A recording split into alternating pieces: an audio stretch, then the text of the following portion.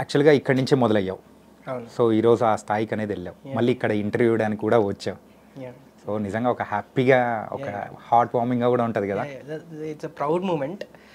అంటే it's just like destiny అనిపిస్తుంది. ఎందుకంటే ఈరోజు కపుల్ ఆఫ్ అదర్ ఇంటర్వ్యూస్ ఏవో ప్లాన్ అయ్యి ఉండే, ఓకే, అనుకోకుండా అవి పోస్ట్ పోన్ అయ్యాయి రేపటికి. సో అనుకోకుండా my first interview is to I dream. ఇక్కడ స్టార్ట్ అయ్యి ఇక్కడ ఫస్ట్ ఇంటర్వ్యూ ఇవ్వటం చిన్న సర్కిల్ లా ఉందన్నమాట నాకు. Coming to the Veeranjaneyulu Viharayatra. అసలు ఏంటి భయ్యా, ఏమనుకున్నావు అసలు? ఏంటి ఆస్తికలు ఎవరైనా కానీ గోవాలో కలుపుతారా? అసలు ఈ ప్లాన్ అసలు ఇది ఎలా స్టార్ట్ అయింది, ఎలా వచ్చింది నీకు ఐడియా అనేది? ఐడియా రావడానికి it's a very long story. Basically లైఫ్లో జరిగిన ఒక చిన్న పర్సనల్ ఇన్సిడెంట్. అంటే డెత్ ఇవి కాదు, కానీ ఇంట్లో మేమందరం సరదాగా ఒకసారి తిరుపతికి వెళ్ళినప్పుడు మా మధ్య క్రియేట్ అయిన కొన్ని సిచ్యువేషన్స్ని బేస్ చేసుకొని ఒక స్టోరీ రాసుకోవచ్చు అనే ఐడియా అయితే వచ్చింది. ఇలాగే ఐ డ్రీమ్లో కూర్చున్నప్పుడు అరౌండ్ 2019 అనుకుంటా. ఆ టైంలో ఫ్రెండ్స్ ఇలాగే అందరం డైరెక్ట్ చేస్తున్న స్కెచ్ వీడియోస్ చేస్తున్న వాళ్ళందరం ఇలాగ కూర్చున్నప్పుడు అందరికి ఒకసారి సరదాగా కథ చెప్పాను, ఇలా ఒకటి అనుకుంటున్నాను అని. ఓ సూపర్ రెస్పాన్స్ అనమాట. ఓ ఇది భలే ఉంది, ఇదేంటి ఇది సూపర్ ఉంది, అది ఇది అని చెప్పేసి. బట్ దెన్ స్లోలీ వచ్చే ఒక 10 అదర్ ఐడియాస్తో పాటు అది ఒక ఐడియా కింద మిగిలిపోయింది చాలా కాలం. 2020 కోవిడ్ అనుకుంటాను. ఆ టైంలో ఒక పాజిటివ్ సినిమా రాసుకోవాలి, ఒక హ్యాపీ ఫిల్మ్ రాయాలి. అంటే చాలా డిప్రెసింగ్ డేస్ మనకు అవి బేసికలీ. సో నన్ను నేను కంఫర్ట్ చేసుకోవాలి, బేసికలీ నన్ను నేను కంఫర్ట్ చేసుకోవడానికి ఒక మంచి కథ రాసుకోవాలనుకున్నప్పుడు ఫస్ట్ స్ట్రైక్ అయిన స్టోరీ ఈ స్టోరీ. అక్కడ నుంచి అది స్లోలీ డెవలప్ అవుతూ ఈ స్టేజ్కి వచ్చింది. కానీ నువ్వు చెప్పిన ఆన్సర్ యూజువల్లీ కొన్ని బయట ఒకటి సర్క్యులేట్ అవుతుంది. ఏంటంటే ఈ టీజర్ చూసిన తర్వాత ఏంటంటే ఇది ఒక రీమేక్ లేకపోతే ఏదో అని చెప్పేసి మళ్ళీ సంథింగ్ లాంగ్వేజ్ నుంచి తీసుకున్నారు, ఇన్స్పైర్ అయ్యారు అని చెప్పేసి అని అంటే, ఎందుకంటే బేసిక్గా ఈ స్టోరీ నేను చాలా రోజుల క్రితమే విన్నాను, ఈ ఐడియా అనేది నీ దగ్గర నుంచే. సో ఇది కాదు అని మీ నోట్ నుంచి చెప్పిస్తేనే చాలా బాగుంటుంది అనిపించింది. Definitely. So very simple thing అండి. అది ఎందుకు వస్తుందో కూడా నాకు ఐడియా ఉంది.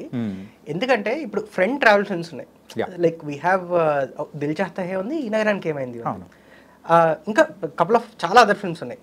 అవి ఏవి ఆ సినిమా నుంచి ఈ సినిమా తీసుకున్నారని ఎవరు అనలేదు. ఎందుకు అనలేదు అంటే అది దాన్ని యాక్సెప్ట్ చేసేసిన జానర్. అది యాక్చువల్లీ ఏంటి, ఫ్రెండ్స్ ట్రావెల్కి వెళ్తారన్నది ఒక యాక్సెప్ట్ చేసిన జానర్. ఫ్యామిలీ ట్రిప్కి వెళ్ళటం అనేసరికి ఇది ఒక కొత్త జానర్. కొత్త జానర్ వచ్చేసరికి ఓకే ఆల్రెడీ అక్కడ వచ్చింది కాబట్టి అందులోంచి ఏమైనా తీసుకున్నారా అని డౌట్ వస్తుంది. ఎలా అయితే దిల్ చాహతా హై వేరు, ఈ నగరానికి ఏమైంది వేరో, అట్లాగా ఫాలిమి వేరు, వీరాంజనేయులు విహారయాత్ర వేరు. Very different films in all the possible ways. I didn't see Falimy, but నాకు చూసిన చాలా మంది చెప్పిన విషయం ఏంటి అంటే ఆ సినిమాకి మా సినిమాకి సంబంధం లేదని. ఇంకోటి నేను 2021లో దీన్ని స్వాలో రిజిస్టర్ చేసుకున్నాను. ఆ టైంకి ఫాలిమి అనే సినిమా లేదు అసలు. So that's it. తనకైతే తీసిన ఒరిజినల్ కంటెంట్ అని మాత్రం ఒరిజినల్ సినిమా. I have my inspirations but it's not Falimy. It's not అంటే నాకు తెలిసినంత వరకు ఇండియన్ సినిమాలో నేను రాసుకునే టైంకి ఒక ఫ్యామిలీ ట్రావెల్ సినిమా అయితే లేదు. ఓకే. సో ఫ్రెండ్స్ తో చూసాము, అన్ని దానిలో అంటే వేరే రకాలుగా చూసాం, కానీ ఫ్యామిలీతో it's different thing. Correct. So అంతే కదా, డైనమిక్స్ వేరు ఉంటాయి. లైక్ మా ఫ్రెండ్ తోటి నాకు అయ్యే గొడవకి, మా చెల్లితో నాకు అయ్యే గొడవకి డిఫరెన్స్ ఉంటుంది. ఫ్రెండ్తో వేరే రీజన్ గొడవ పడతాను, చెల్లితో వేరే రీజన్ గొడవ పడతాను. ఫ్రెండ్తో గొడవ అయినప్పుడు ఒక విధంగా రియాక్ట్ అవుతాను, చెల్లితో రియాక్ట్ అయినప్పుడు వేరే విధంగా రియాక్ట్ అవుతాను. సో కంప్లీట్ డైనమిక్స్ మారిపోతాయి. సో ఇంకొకటి, ఫ్రెండ్స్తో ఎంతమంది గోవాకి వెళ్ళారో నాకు తెలియదు, కానీ ఫ్యామిలీతో తిరుపతికి చాలా మంది వెళ్ళి ఉంటారు. ఇంతకన్నా రిలేటబుల్గా ఇంత రిలేటబుల్ లైన్ ఇప్పటిదాకా ఎవరు ట్యాప్ చేయలేదు అన్నదే నా థాట్. దాని నుంచి స్టోరీ వచ్చింది అన్నమాట. Coming to the cast, so మొత్తం మీద అయితే సో మొన్న రీసెంట్గా మన హీరో హీరోయిన్ కూడా నేను ఇంట్రడ్యూస్ చేశాను, రాఘమయూర్ కానీ ప్రియ కానీ. వాళ్ళు ఏమంటున్నారంటే మాకు ఒక జంధ్యాల స్కూల్లో ఉన్నట్టు మాకు అనిపిస్తూ ఉంది అని చెప్పేసి. యాక్చువల్గా అది ఇంటెన్షనల్గా తీసుకున్నారా లేకపోతే ఎలా, ఈ క్యారెక్టర్స్ రాసుకునేటప్పుడు ఎలా? వీరాంజనేయులు అనే క్యారెక్టర్కి ఇంత ముందర వేరే పేరు పెట్టుకున్నాను, ఆ క్యారెక్టర్ వేరే నేమ్ ఉండే. ఓకే. ఆ క్యారెక్టర్ రాసుకున్నప్పుడు అది బ్రహ్మానందం గారు చేయాలని నాకు ఫిక్స్. అది ఆ వాయిస్ ఓవర్ అన్నది ఈ సినిమాకి బ్రహ్మానందం గారే ఇవ్వాలి అన్నది పెన్ను పెడుతున్నప్పుడే తెలుసు నాకు. ఓకే. నెక్స్ట్ నాగేశ్వరం. ఆ రోల్ ఎప్పుడైతే రాసుకున్నానో, రోల్ రాసుకుంటున్న క్రమంలోనే నరేష్ గారు తప్పితే ఎవరు దీనికి suit car. Okay. Fix. Tick 2 టిక్లు పడిపోయి. ఇది అనుకోని జంజాల్ గారిది అనుకున్నట్టు కాదు. ఓకే. బట్ ఈ క్యారెక్టర్కి వాళ్ళు తప్పితే ఎవరు న్యాయం చేయలేదు. ఈ 2 టిక్లు పడిపోయి రాస్తున్న కొద్దీ కాంతమ్మ అన్న క్యారెక్టర్ పేరు కాంతమ్మ, శ్రీలక్ష్మి గారు ప్లే చేసిన రోల్ అది మోస్ట్ ఎగ్జైటింగ్ రోల్ కింద మారిపోయింది. ఏమ్మా ఇక్కడ బ్రహ్మానందం గారు ఉన్నారు, నరేష్ గారు ఉన్నారు, వీళ్ళని బ్యాలెన్స్ చేయాలి, ఇంకో యాక్టర్స్ రావాలి, ఆ రేంజ్ యాక్టర్స్ రావాలి. This moment fortunately or unfortunately we couldn't produce enough female comedians after Srilakshmi garu. You know ఆ తర్వాత ఎంతో ప్రయత్నించాను, వేరే అన్న ఆప్షన్ వస్తుందా అని. అంటే ఫస్ట్ శ్రీలక్ష్మి గారు అనుకొని స్టార్ట్ చేసాము. But then for various reasons వేరే యాక్టర్కి వెళ్దామన్న థాట్ వచ్చేసి వేరే ఇంకొక 10-15 మందిని ట్రై చేసి ఎవరు కాదని పక్కన పెట్టేసి మళ్ళీ శ్రీలక్ష్మి గారికి వచ్చాం అనమాట. సో అంటే శ్రీలక్ష్మి గారి కోసమే ఆ రోల్ డిజైన్ అయింది. ఆ డిజైన్ అయిన రోల్కి శ్రీలక్ష్మి గారు న్యాయం చేయగలరు.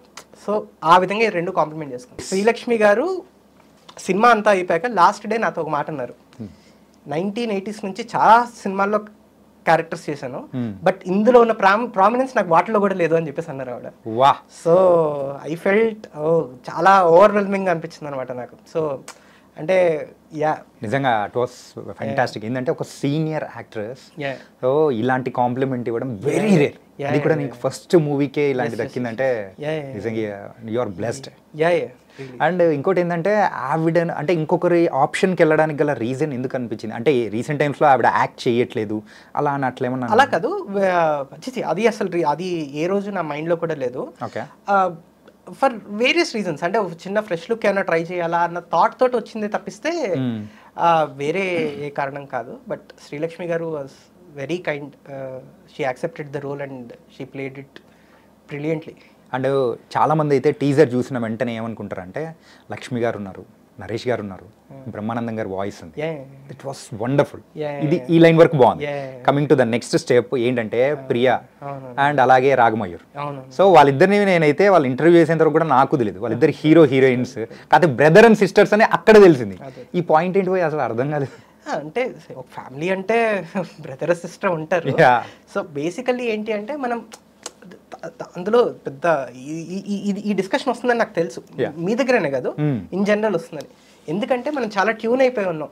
ఒక హీరో ఉంటారు, ఒక హీరోయిన్ ఉంటారు, వాళ్ళకు ఫాదర్ ఉంటారు. ఈ ఫార్మాట్కి మనం ట్యూన్ అయిపోయి ఉన్నాం. సమ్వేర్ ఒక కథ చెప్పాలనుకున్నప్పుడు, ఒక ఫ్రెష్ స్టోరీ చెప్పాలనుకున్నప్పుడు ఇలాంటివి బ్రేక్ చేయాల్సి వస్తుంది. అదేదో ఏదో మార్చేద్దాం అది ఇదని కాదు. ఈ కథకి ఇది ఫాదరు, మదరు, బ్రదరు, సిస్టరు, తాతయ్య, నాన్నమ్మ, వీళ్ళ 6 కథ ఇది. సో ఈ 6కి వాళ్ళని చూస్ చేసుకున్నాను అంతే. వాళ్ళు ఇంతకు ముందర ఫిల్మ్స్ ఏంటి ఇవేమీ నాకు అవసరం లేదు. నాకు ఈ క్యారెక్టర్కి ఈ పర్టికులర్ పర్సన్ సూట్ అవుతారు అనిపిస్తే నేను తీసేసుకున్నాను అంతే. కానీ కింద వాళ్ళని తీసుకోవడం అనేది కూడా చాలా బాగా అనిపించింది. కానీ ఈ క్యారెక్టర్స్ అంతమంది మధ్యలో వీళ్ళు they are like a freshers kind of thing. So వాళ్ళతో చేసేటప్పుడు మీకు ట్రబుల్గా అనిపించడం కానీ ఏదైనా సంథింగ్ ఎప్పుడైనా అనిపించడం కానీ అనిపించిందా? Senior most person on the set అంటే బ్రహ్మానందం గారు, ఒక్కొక్కసారి నరేష్ గారు నుంచి స్మాలెస్ట్ పాసిబుల్ రోల్ చేసిన యాక్టర్ దాకా వీళ్ళలో రాగ్ ప్రియాని కూడా కలిపి చెప్తున్నాను. Every one vent beyond there way and help me ఈ సినిమా విషయంలో.